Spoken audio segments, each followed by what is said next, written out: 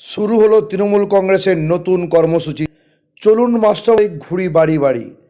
আজ এই কর্মসূচি শুরু হলো হুগলি জেলার শ্রীরামপুর থেকে।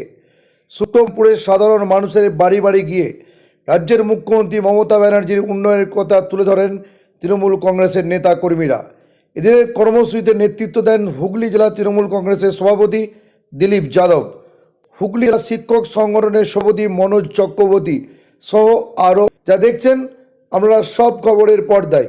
অসুবিধা থাকলে আপনাদের যদি মনে হয় আমরা ওই লিফলেটও আপনাদের দিয়ে দিচ্ছি।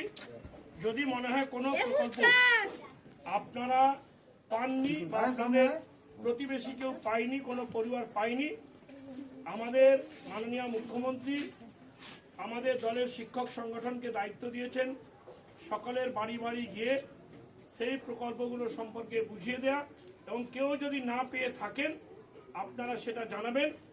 সে একটি ছোট্ট শিশুর কন্যাশ্রী হতে পারে, সবুজ সাথী হতে পারে, তার স্কুলের ব্যাগ হতে পারে, জুতো হতে পারে, মিড ডে মিল হতে পারে, বিনা পয়সা রেশন ব্যবস্থা আপনাদের হতে পারে। নেত্রী এই বাংলার মানুষের জন্য যে সমস্ত প্রকল্প, একটি শিশু জন্মগ্রহণ করা থেকে শুরু করে তার ছাত্র জীবন, তার কৈশোর, তার যৌবন এবং শেষ জীবন পর্যন্ত বিভিন্ন প্রকল্পের মাধ্যমে আমাদের মাননীয় মুখ্যমন্ত্রী যেসব প্রকল্প দিয়েছেন, আমাদের শিক্ষক সংগঠনের তরফ থেকে আজকে এই জেলায় 18টা সার্কেলে শুরু হয়েছে সকলের দুয়ারে দুয়ারে যাওয়ার জন্যে মাননীয় শিক্ষামন্ত্রীর নির্দেশে। আজকে শ্রীরামপুরে এই ইউনিটে মনোজ চক্রবর্তী আমাদের এই জেলার শিক্ষক সংগঠনের প্রাথমিক শিক্ষক সংগঠনের সভাপতি এবং জেলার সাধারণ সম্পাদক সহ আমার সমস্ত শিক্ষক শিক্ষিকারা বিভিন্ন পয়েন্টে করছেন।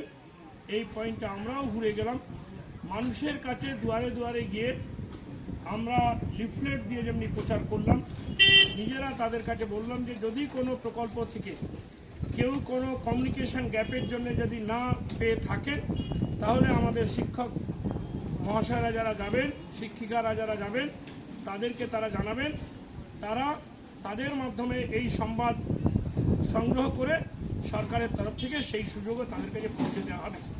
প্রাথমিকভাবে এই কর্মসূচি আজকে জেলা 18টি সার্কেলে চালু হয়েছে এবং আশা করি 47টি সার্কেলে এই প্রকল্প সাফল্যের সঙ্গে আমার প্রাথমিক শিক্ষক সংগঠনের সমস্ত শিক্ষক শিক্ষিকারা